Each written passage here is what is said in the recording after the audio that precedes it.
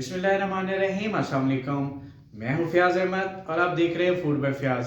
आज मैं मज़े की रेसिपी बनाने जा रहा हूँ जिसका नाम है शीर कोरमा। तो चलिए शुरू करते हैं। हमारे शीर कोरमा के लिए जी मैंने बादाम गर्म पानी में भिगो के रख दिए हैं। तकरीबन 1 घंटा मैंने भिगो के रख दिए। इसके लिए मैंने लिए जी थोड़े से काजू, इसके लिए मैंने लिया है जी अखरोट। इन सबको मैंने भिगो के रखा है, आप लोगों ने भी भिगो के ही रखना है इनको।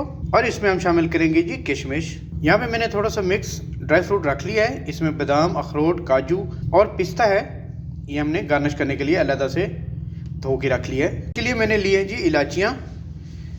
इलायची को मैंने बारीक बारीक पीस लिया है। और मैंने लिया है जी 1.5 कप चीनी। यहाँ पे मैंने 1.5 किलो दूध लिया है। ये मेरा घर का दूध है।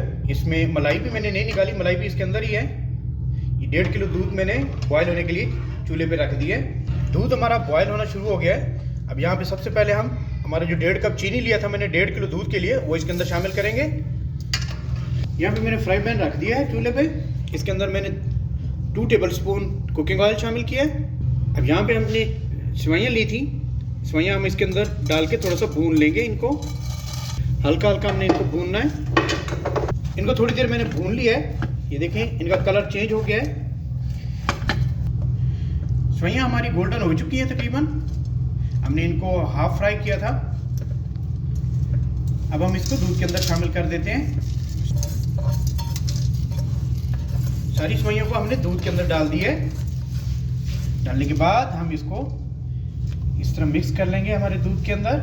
सेवइयाँ डालने के बाद तकरीबन 10 मिनट हमने इसको पकाना है दूध के अंदर जी, हमारी जो सेवइयाँ हैं, ताकि अच्छे से इसके अंदर गल जाएं।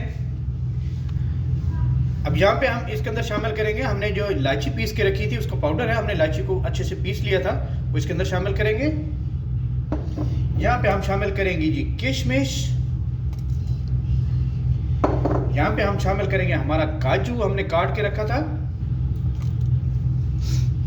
यहाँ पे हम शामिल करेंगे जी हमारे बादाम, इनका मैंने छिलका उतार लिया था। यहाँ पे हम शामिल करेंगे जी हमारे अखरोट और इनको बॉयल होने देंगे तकरीबन 10 मिनट के लिए। 10 मिनट हमने इसको बॉयल करना है। अल्हम्दुलिल्लाह जी हमारे 10 मिनट हो चुके हैं इसको बॉयल आते हुए। आज का हमारा जो शीर कोरमा की रेसिपी है, इससे बादामों वाली, मलाई वाली तैयार हो चुकी है।